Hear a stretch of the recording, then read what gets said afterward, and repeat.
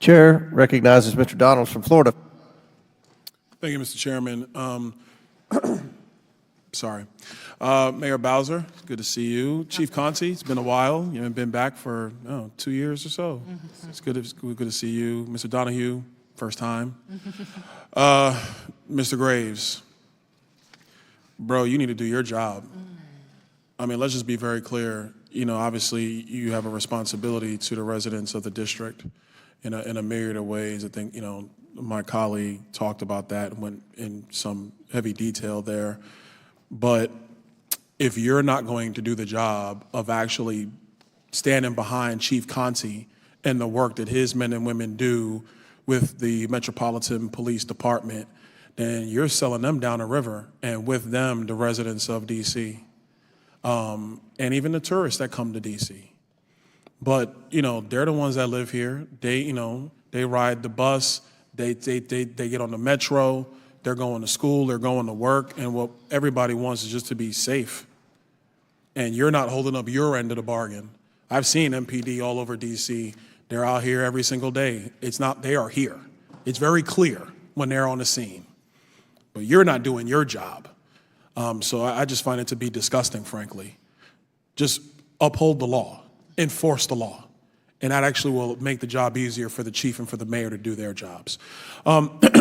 Mayor Bowser, real quick, you know, when the Oversight Committee was investigating January 6th, you were not here. I don't know what was going on, so no need to go down that road. But I really had a question about, you requested troops on you requested National Guard troops on December 31, 2020, is that correct? That sounds right, but I would want to confirm the dates. That's fine. Yep. That's fine. That's fine. Based upon any recollection that you have, what was the rationale for requesting National Guard troops?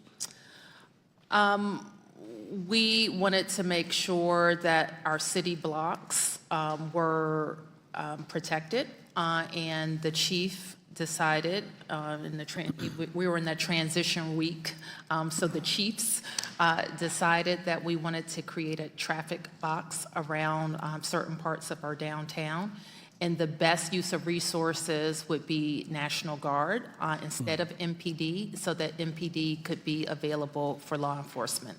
So that was our request. Okay, so quick follow-up to that, because, you know, I remember it, having gone through orientation here before I got sworn in as a member of Congress, that during that time period, you know, to the pandemic and everything else, there was no traffic in D.C., not like it is today. Like, nobody was driving through the streets of D.C. during that time period. So, like, and this is a legitimate question, was the concerns purely traffic corridors in the district for the date of January 6th? Let me ask the chief to talk about how we Sure, Chief Conti, if you can, that'd be great. Yeah, so traffic is part of the concern.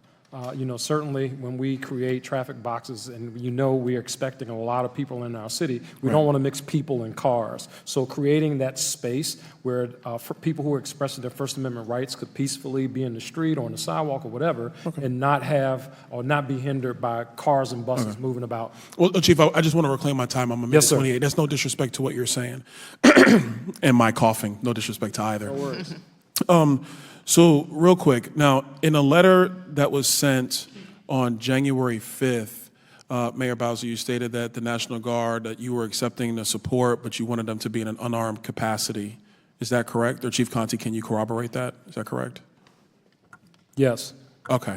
All right. So, and I thank you for that. These are some of the things that we just want to clarify, and I think here's the overarching point. And to be frank, honestly, Mayor Bowser, this really ain't got nothing to do with you. I think this is just a general point of what happened, when, and why. And I think, actually, last question for you. When your request for National Guard troops obviously they were answered and you were given whatever you needed. Is that correct? We were given, I believe, some of what we requested. Okay. Were there any limits that came from the Secretary of the Army? Yes. Okay. Can anybody stipulate what that was? Yeah, a couple of things. So we wanted, well, first of all, the limitation was we could not change their assignments without first receiving approval from the Secretary of the Army. We could not move National Guard members anywhere east of 9th Street Northwest. We couldn't move them there. And another thing we wanted was a quick reaction force, members of the National Guard to be able to respond. I don't think we received that resource either. Okay. Yes, sir. All right. Last point I'll make, Mr. Chairman, and I know I'm slightly over my time. One thing that was clear in previous testimony in this committee, corroborated by this testimony today, is that, troops from National Guard were authorized by the president at the time, Donald Trump, on January 4. They were authorized. It was testified in this committee they were authorized. D.C. was able to take advantage of them in the capacity that D.C. wanted to save for the couple of requests that you also wanted. One thing it's important to indicate, Mr. Chairman, is that for National Guard troops to be deployed to the Capitol, it requires the Capitol Police Board to actually issue a state of emergency for troops to come on Capitol grounds. And the police board is made up of the architect of the Capitol, the head of Senate security, the head of House security, and the chief of the Capitol Police. And by my understanding, 3 of those 4 people report to the Speaker of the House. And the Speaker of the House at that time was Nancy Pelosi.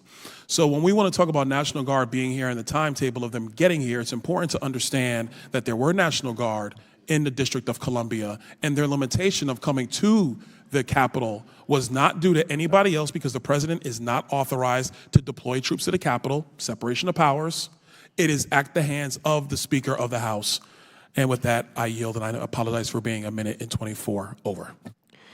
Gentleman yields back. Chair recognizes Mr. Session from Texas for 5 minutes.